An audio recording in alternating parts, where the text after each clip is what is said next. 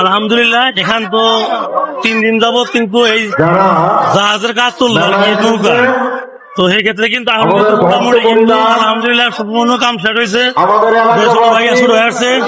জাফাকে নিয়ে আমরা কিন্তু বেড়াও নিয়ে আসছি। আপা কিছু বলেন, কিরকম লাগতেছে?